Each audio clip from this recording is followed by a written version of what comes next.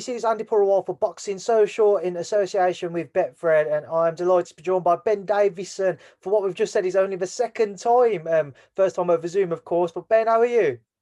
All good, thanks, mate. You? Yeah, I'm all good. I'm all good. It's good to speak to you. First time, I believe, with us this year as well. Talk to me about the gym. Obviously, Josh Taylor getting ready for that massive undisputed bout with Jose Ramirez. How has he been doing? Yeah, he's been going well, Josh. He started his prep extra early. He had a bit of time off after the last one. So just chipping away bit by bit, week after week. He started doing a bit of sparring now with Chris Congo.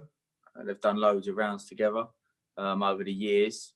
So he's just helping Chris prepare for his fight, while Josh is obviously a very early stage in his preparations. But it's all good sparring, and just all about the preparation. Starting, going through the bits that he needs to make sure that he's successful on May 22nd. You had the Kong Song fight together, Ben, but what could you actually take away from that? Because he was a straightforward night's work for Josh for as long as it lasted. Yeah, he ended up a straightforward night's work, but I think that there was elements. If you watch it, I know, like you say, it was a short fight, but if you actually look, like, how many times have you seen Josh Taylor start a fight in that manner and as patient as that? I don't think that often, but yet still managed to not take a shot and get a first round knockout whilst showing a patient performance. So I think that shows credit to the preparation that was done and Josh's mindset going into the fight, which was exactly what he needed to do, because that very well could have been a tough night's work. Mentioning how Josh kind of just took his time to get into that fighter's game for as long as it lasted, will that be key heading into this Jose Ramirez fight? Because we know Josh is an all-action fighter. We know that Jose Ramirez will look to do, will look to be a similar kind of, look to be as entertaining as what Josh is. He likes to come forwards himself. Will it be key that Josh is able to kind of hold back that inner fight, that inner desire to just go out there and start firing away as soon as he can? The thing is this, yeah, it's an undisputed fight.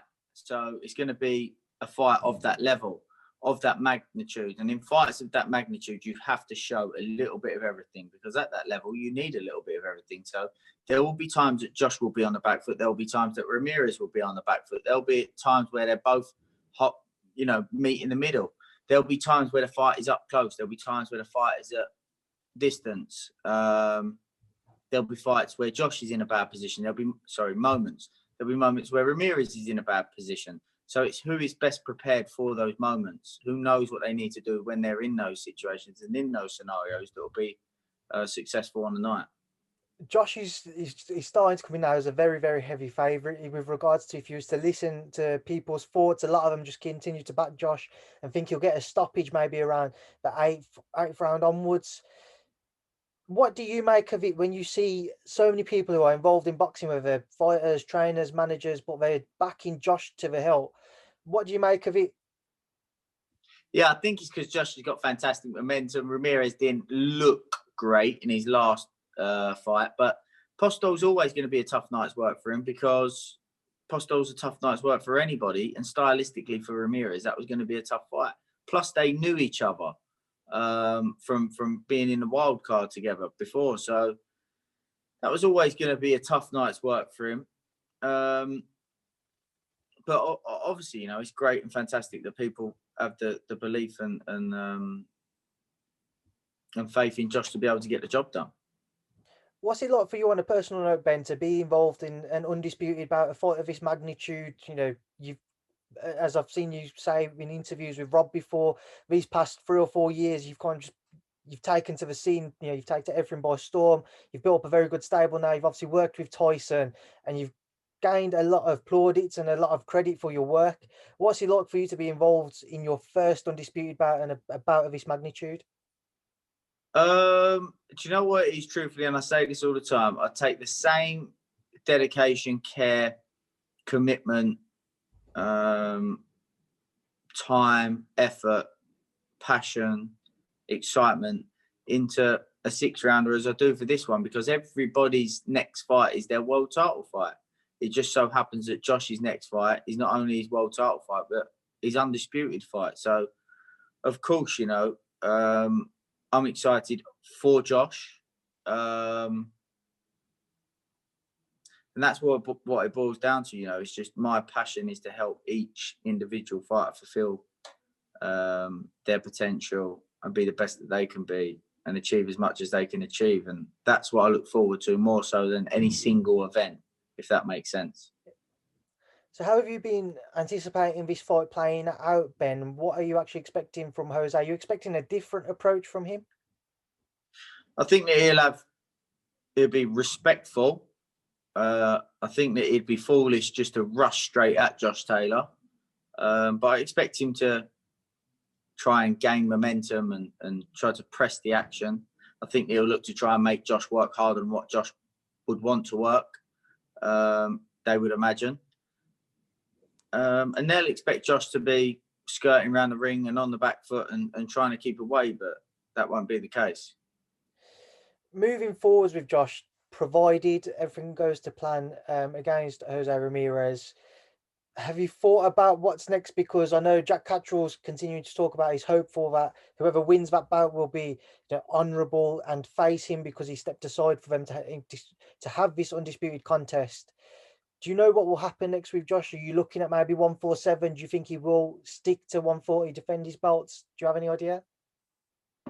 I don't know at the minute. I mean, I don't get too involved in Josh's business. He's got MTK himself and Top Rank. They'll sort that out on what fight he comes to me with. I'll prepare him for. Obviously, I'll put my 2 pence worth in if what stylistic matchup do I think suits? What about this? What about that? This opponent, that opponent, of course. But in terms of what fights make sense and what's up next and that kind of thing, I'm just focused on Josh Taylor versus Jose Ramirez. Moving right from Josh, and we'll get your thoughts obviously on the rest of the fighters you're working with. Just going back to Lee Wood's victory over Reece Mould. Ben, just again, what did you make of it? Yeah, I think that Reece Mould's a real good, solid fighter. I think that's, and he showed that in moments in the fight. We knew that it was going to be dangerous early, and knew that Lee would end up making him pay for certain mistakes that he made throughout the fight, as the fight went on. But it was, we knew that it was a tough fight. It was definitely not a given that Lee was gonna do it in such fashion. But he stuck to the game plan and did exactly what was asked of him, and what we prepared for. So again, going back to the point that what me and my team do is our passion is to help each fighter, be the best that they can be and achieve their dreams and goals. And that was a dream of Lee Wood since 11 years old. So we was over the moon to be able to help him do that. How long do you think it took into the fight for Lee to begin to show what you guys had been working on? He showed elements of it straight away, but he actually come back after the third, and I gave him a bit of a telling off in the corner because he was trying to, fair play to him, he was trying to do what we've been asking him to do, but it wasn't quite in the way that we wanted him to be doing it.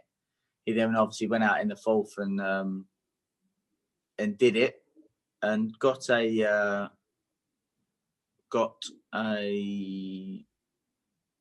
ended up hurting Reece, and then later on dropping him. And then sort of grew from there. But it was a work in progress. We probably worked together for 8 or 9 weeks for that fight.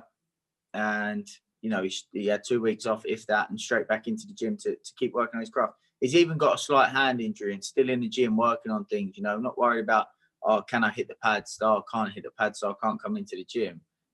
There's still other areas that he can work on.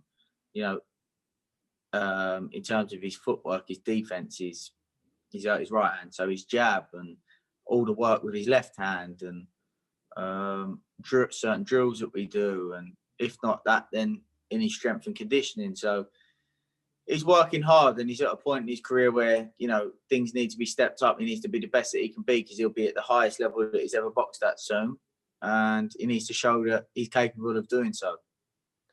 moving forward once again. Lee McGregor. Sorry, not skipping out. What I'm saying is there, he's shown a fantastic attitude, so I'm really pleased with that. Yeah, that's fine. Moving forward just once again there, Ben. Lee McGregor, he's waited an eternity for this European title fight. Talk to me about the frustrations he's had with the cancellations, the pushbacks, but how has he impressed you with how he's been able to handle it?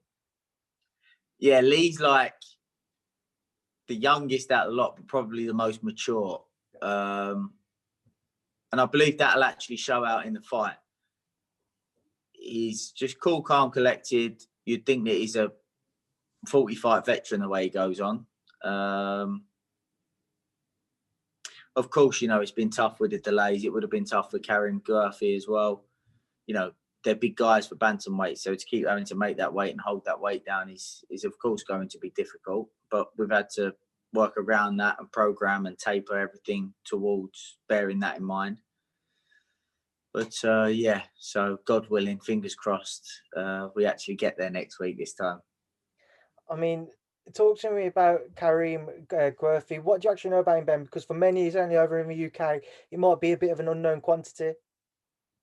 Yeah, he's a 33-fight veteran, 29 victories. The 4 fights that he's lost, he's always been in every single fight, and he's only ever been beat by top quality.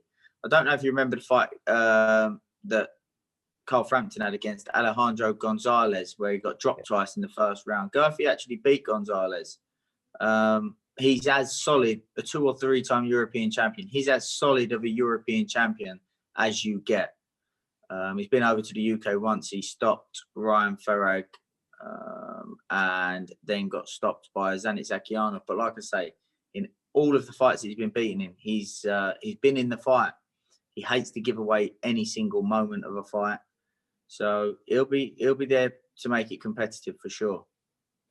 How much pressure is there on Lee heading into this bout, Ben? Because there's certainly, there's a lot of excitement around him, and also there's been a lot of talk about that Cash Farouk rematch down the line.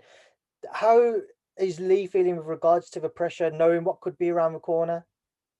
Yeah, this is what I mean. Lee's as cool as a cucumber. He's got one challenge in front of him. Nothing else matters until he's dealt with that. He knows exactly what he needs to do. He just needs to go out there and do it. So, like I say, he's, for such a young man, and I'm saying this with as a fan of Josh Kelly. Josh Kelly's obviously a bit older than Lee McGregor. Took a big chance fighting for a European title early on his career. Lee's doing the same at even a younger age. So when he's victorious next week, he deserves the credit for taking these risks and these chances. And I think it's quite rare to see so many people like Josh Kelly, like Lee McGregor, taking such risks and such fights at such an early point in their career. So that just shows what type of character Lee's got. Just mentioning the Kelly Avanesian fight there, just in Lee's case, is he looking at what happened there, and is he just giving him like a bit of a warning? He's stepping up now into a tougher fight, stepping up for a bigger title than what he's fought previously. So is he just kind of keeping him even more focused on the task at hand because he knows what to do if he wants to be successful? I think he's fully focused. He's fully focused. He couldn't be any more focused. Like I say, he knows what he needs to do. He's just, we're a week away now, so he knows what he needs to do. He just needs to go in there and do it. That's all it is now, really. He's fully focused on it, and he knows he's got to be tip-top to get the job done. And Mr. Shabazz Masood, a lot of excitement around him once again. And finally, he has a date. He's fighting next week as well against Louis Norman. Talk to me about that one and how excited you are to see Shabazz get his chance back in the ring. Yeah, it's fantastic after such a long period that Shabazz has been out of the ring. But more than anything, again, talking about attitude and application, he's stayed in the gym, Shabazz. He's been in here week in, week out, even for all that time where he hasn't had a date. He's been in the gym, and I believe that will show next week. Louis Norman's a good lad. He's been in against most of the best fighters, up-and-coming fighters around that weight throughout his career. And he's an experienced pro. For me, the only thing is with Shabazz, I don't want him to have to go, right, let me show everybody every single tool that I've got in my toolbox since, because it's been a while since he's boxed. you know, it's just a case of, I know the tools that I need for this job. I'll use them and just apply. You know, a mature performance is what we want. Is what I'm saying. Not a case of, because it's been a while, let me try and showcase certain things that really I don't need to use for this fight. You know, he just needs the tools that he needs for this fight and take it step by step. And he's got a vast array of tools, can do a little bit of everything, and got bundles of heart and determination. So I'm sure that the fans will get to see that throughout his career. It's just, let's just use the tools that we need and show a mature performance next week. For somebody like Shabazz, who's at such an early stage of his career, Ben, how difficult is it to try and map out how you would like this year to play out? Simply because of COVID, the shows not being kind of as frequent as we'd like, or if they are, there's not as many spots on the shows as what there were previously. Yeah, more so than that, if I'm being honest. You know, there's so much talk of prospects where, you know, oh, no one wants to fight me, no one this, no one that. Like, there's always somebody there to fight. If you really want to fight, there's always somebody there to fight. But being realistic, and I like to try and be real and realistic, that the thing with what's happening at the moment is trying to find the right fight. And by the right fight, that's not a walkover. By the right fight, I mean what we've specifically been working on at a certain point in Shabazz's development, or for any young prospect at that point. For a certain fighter's development, you want the style matchup that will help them in that development. There's no point working on a set of tools and then getting a type of opponent where those tools just need to be pushed to one side and use a whole nother skill set, because that work that's gone on in the gym doesn't actually then get put to fruition. So that's the difficult point with what's happening with COVID and that, if I'm being honest, more so than anything, in terms of, as you asked, for prospects coming through. Now, Ben Scott, you was trying to talk to you about a few other things in boxing. Of course, I have to ask you about Fury AJ. I know you're very much in the Fury corner. You obviously worked with him previously. But what do you make of all the talk at the minute as to where things stand? You know, AJ and his team coming out saying we're ready to sign, fights close. Saw Tyson's interview yesterday where he wasn't as sure that the fight was as close as what AJ is. Just kind of, what do you know about the situation? I don't know anything about the situation, but what I can tell you is this. Tyson Fury is a completely different person to the Gypsy King. The Gypsy King is promoting, selling, doing his business and this, that, and the other, you know? So I can't comment on what he's saying about his fight and this and that and all these other little bits, because he could be in Gypsy King mode there. And it's completely different, you know? So,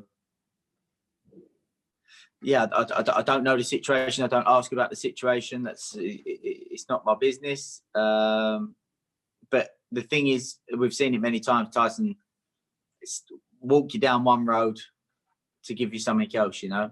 He's a double bluffer. Did you catch his interview with either IFL or Behind the Gloves yesterday? Yeah, I did, yeah. What did you kind of make of it? Just because looking at the comments, a lot of people thinking that Tyson, in the comments, the people who commented, thinking that Tyson wasn't as keen on the fight now. Listen, Tyson's gone over to Germany, boxed Vladimir Klitschko. He's gone over to America twice and boxed Wilder one time, and he's just come off losing 10 stone with 2 little comeback fights. So he's not afraid to fight anybody, is he? And like, he's obviously shown that. Like I say, it could just be a case of the Gypsy King throwing the public off or whatever, putting something out there for a bit of benefit and business in the back end. You don't know. Like I say, Tyson Fury himself, Tyson Fury is one of my closest pals, and you know, a beautiful, beautiful human being. The Gypsy King is, let's put it, a WWE character. How big of a fight would this be if it was to have happened if it was to happen? And of course, if it happened in the UK, Ben, there's a lot of talk about potential locations. If it does go ahead this year, as everybody hopes, it seems to be that, you know, the Middle East is being spoken about for at least the first fight. How disappointing would it be if it wasn't to take place over in the UK? I don't think it'd be disappointing. It's a boxing event. If you're going to go to the event, then I'm sure that they'll still sell out a massive stadium over there, so it shouldn't be a problem. Well, it won't be a problem. I know that they'll sell out an arena over there. Anywhere in the world they would. And if you're going to watch it at home, what difference does it make?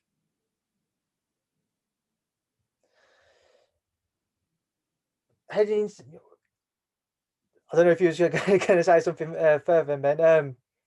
Just with it as well. Obviously, we know we've seen Tyson box brilliantly throughout his career, brilliant technician around the ring, and then went into the Deontay Wilder fight and completely threw everybody off the scent as to how he approached that, just mauled him and stopped him in the 7th, as we saw. With AJ, how do you expect him to approach Anthony Joshua? Again, a fight of that magnitude, just like I was explaining about Josh and Ramirez, you have to be prepared for moments where if you just go into a fight preparing, oh, I'm going to do this and the opponent's going to let me do this, then you're up. Okay, you can do that when you're boxing someone that your level's above. But when you're in there against another top quality fighter, you have to prepare yourself for, okay, if I get put in this situation, if I get put in that scenario, positive and negative, in situations that you want to be in and in situations that you don't want to be in. And I think that fight, there'll be a little bit of Joshua on the back foot, a little bit of Fury on the back foot, a little bit of Fury on the front foot, a little bit of Joshua on the front foot. And this is why I think that the difference is that Tyson's so comfortable and so versatile at doing all of those things. That's what will end up playing out through the fight, where he's the better man in each situation, each scenario of how the fight could play out. In your opinion, Ben, would you say AJ is a tougher fight than what Deontay Wilder was? Now, granted, AJ obviously holds his belts. We all know how talented he is. Deontay has that equaliser of a right hand. But in your eyes, would he be a tougher test?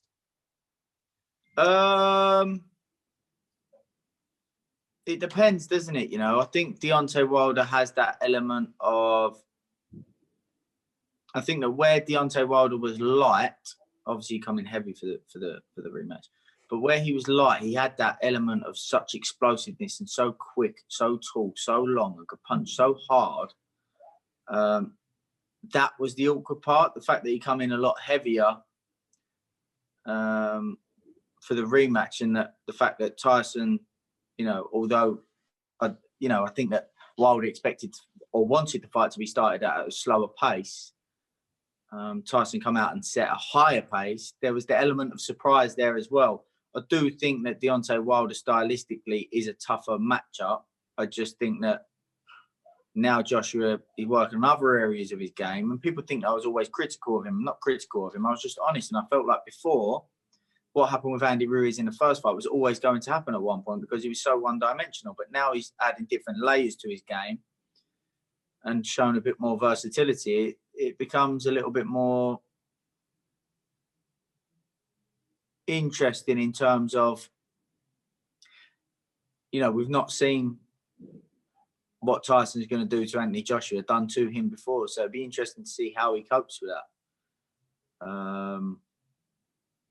It's a hard one to tell, but I do think that although it's, just because Tyson obliterated him in the second fight, doesn't mean to say that it's not stylistically a tough fight. He got it right on the night. Wilder got it wrong on the night.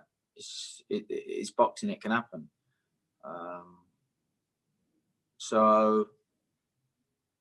But like I say, different questions to be asked. He's a big, strong guy, in the clinch. I'm sure he's just as strong, Anthony Joshua. So all these elements, it's an interesting one. And that's why we all want to see it, because I can't answer every question of what would be a tougher fight. And each fight, how many times in boxing have we seen it where two guys fight and a different result each time? So yeah, it's an interesting one. To continue this conversation, Ben, just to ask your thoughts on one other thing on it.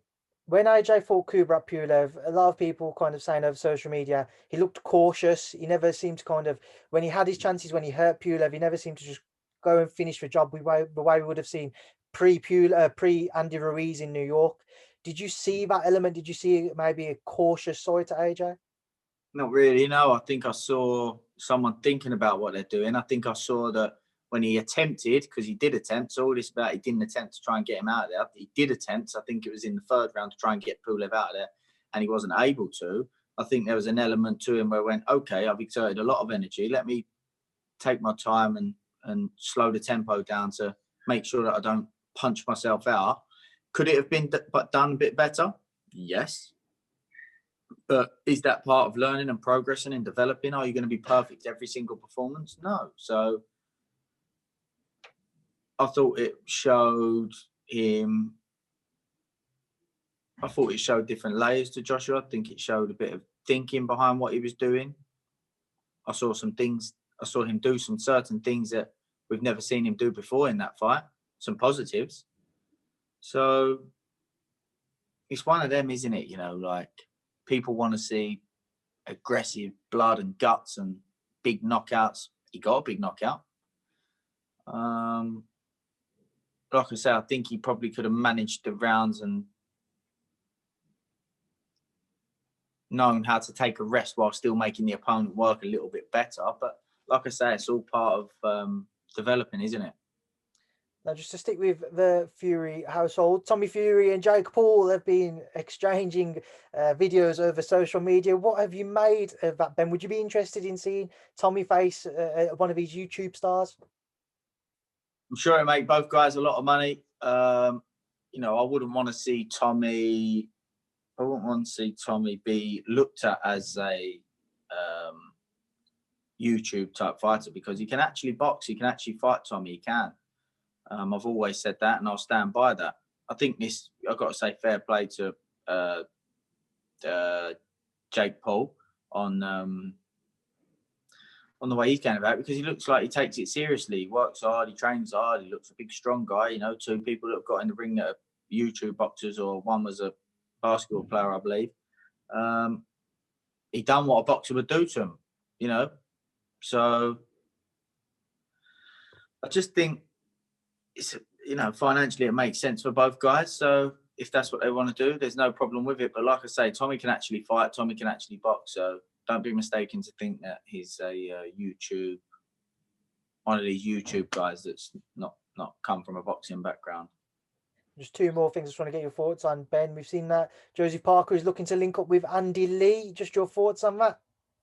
Yeah, you know, I think Andy's got a fantastic boxing brain. I know that there's definitely elements he can add to Joseph Parker. And I think that Parker's still got plenty left in the tank. He's a young man. If he applies himself and shows the right mindset, the right commitment, you know, I'm sure that'll be a flourishing relationship. But also Kevin Barry done a fantastic job with Joseph, all the way up to a heavyweight championship of the world. What a fantastic job they done. And it's good to see that they've managed to split on good terms, and it's not we've not seen any ill talk of each other, should we say, or of the split of the partnership. So that's always fantastic to see as well. And the final thing, Ben, another fight I'm sure you'll be keeping close eye on. It's one of them. It's one of them, yeah, where, do you know, like, it's so easy to say, oh, now they've parted ways. Like, maybe something wasn't working at some point, but it's so easy for them to go, oh, this, oh, that. Like, so it's just nice and refreshing to see that, you know, they're not talking, you know, they respect and appreciate the work that each other's done. They've done for each other. 100%, Ben. Just the final thing, as I was going to come on to there, Canelo-Saunders, a fight I know you'll be very interested in. Billy Joe, somebody you've previously worked with and know very well. How does he go about beating Canelo? Is it simply that it's the Billy Joe we see at his absolute peak, boxing, moving, slick southpaw style, or does he have to bring something different to overcome the pound for pound star? I've always said this, that Billy Joe's best performance was against Andi Lee. What people consider, I know what you're saying, but what people consider a slick moving southpaw, that isn't what he did that night. He used his IQ. And although Andi Lee's the bigger puncher, he actually pressed Andi Lee at times. So